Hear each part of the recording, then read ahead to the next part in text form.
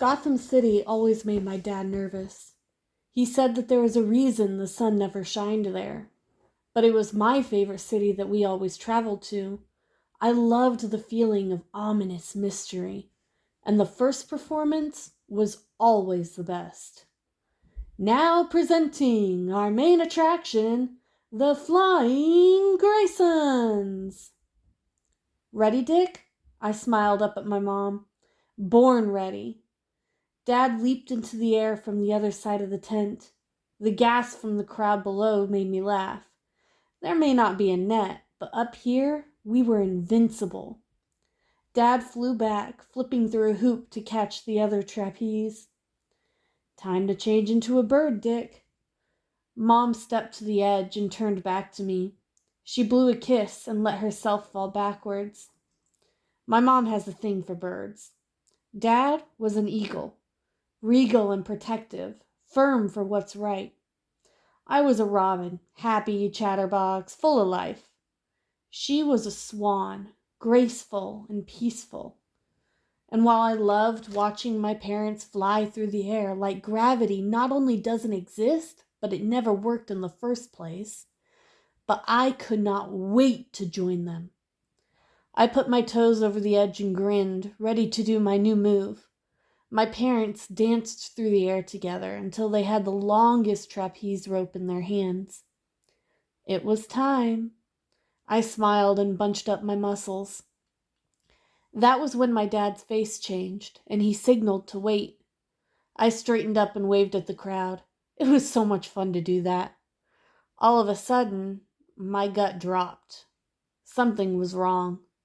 I looked at the lines. They were shaking in a way that they shouldn't be.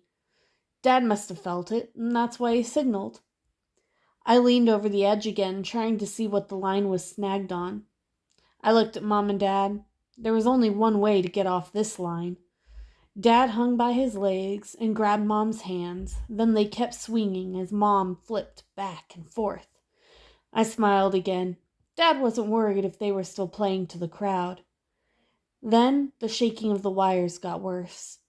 I knelt down to find the hookups again. If I could grab them, I could give them some time. I followed the lines under my platform to where they connected and froze. The wire was fraying, and it was way out of my reach. I reached out as far as I could anyways, but the wire snapped before I could even touch it. Everything slowed. I couldn't catch my breath. I couldn't breathe at all. The snap echoed like a gunshot. My heart dropped as the wires fell away. Dick! They finally left me alone. My circus family still had things to take care of, and I didn't have words for them anyways. The police already had 100 eyewitnesses. An accident, they said. I couldn't stop shaking. I didn't want to breathe anymore. I should have saved them. I could have. If I had just... I gasped another breath. A shadow fell over me. A very dark shadow. I looked up and my jaw dropped. The Batman. The Batman knelt down. Dick. I gulped. In a whisper I said, "Hi, Batman. I know people have told you they're sorry and that things will get better.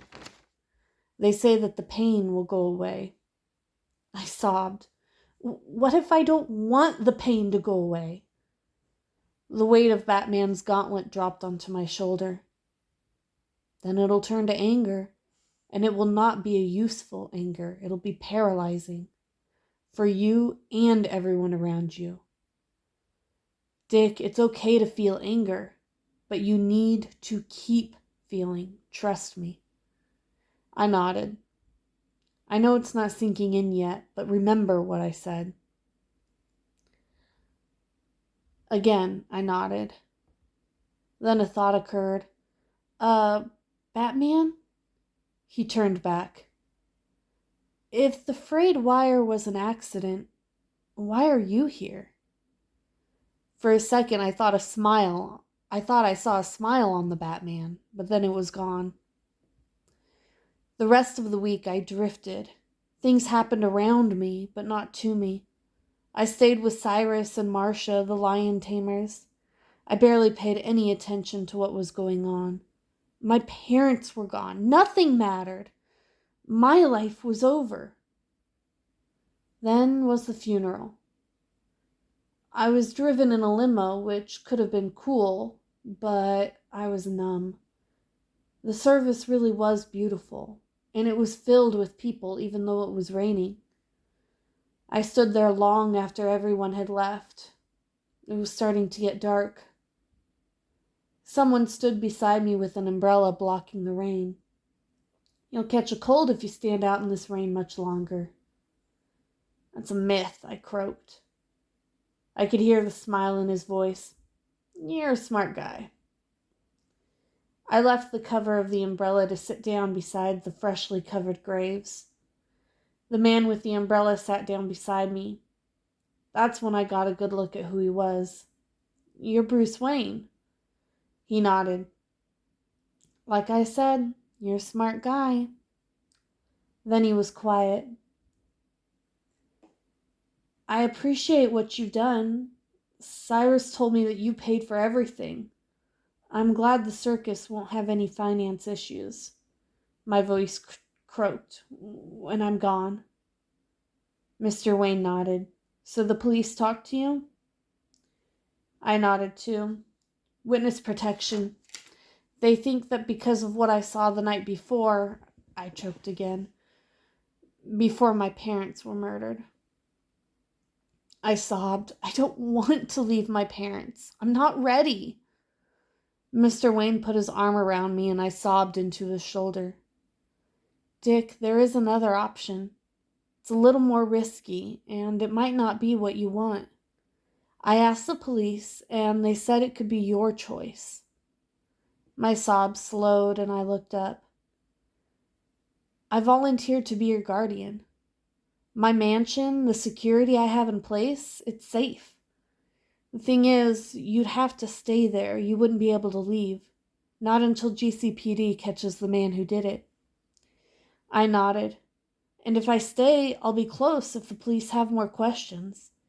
Anything to take care of the man who killed my parents." I felt Bruce Wayne's gaze on me again, but he didn't say anything. We just sat there. For the first time, I felt like I could breathe again. I looked at the gravestones. I had a goal, and the richest man in Gotham was on my side. I stood up, and Mr. Wayne stood up too. "Would it be okay if I went to the circus one more time? I would like to say goodbye." Mr. Wayne nodded, then waved at an older man standing beside the limo. He nodded and opened the door as we walked toward him. "So, after the circus, we'll head to my mansion and you can settle in. I've got to make some calls and let Commissioner Gordon know what you decided. There'll be some paperwork. You don't have to be there, but if you're feeling up to it, it would be good for you to know what's going on." I nodded. "Okay." Mr. Wayne put his hand on my shoulder, stopping me. "Dick, with your safety in question, you won't be able to go to school for a while." I let out a loud ha. I grew up in a circus family. My school was public libraries, the internet, and whatever I could pick up around the big tent. I've never been to a real school, Mr. Wayne. We reached the limo. "You're going to be my ward. Might as well call me Bruce. And this is my butler, Alfred. If I'm not around, he will be." I put out my hand. "Nice to meet you, sir." "You too, Master Richard." "It's just Dick, please." Alfred smiled. "Very well, Master Dick." I slid in and Bruce got in beside me. "To the circus first, please, Alfred. We have some friends to see." "Very well, Master Bruce."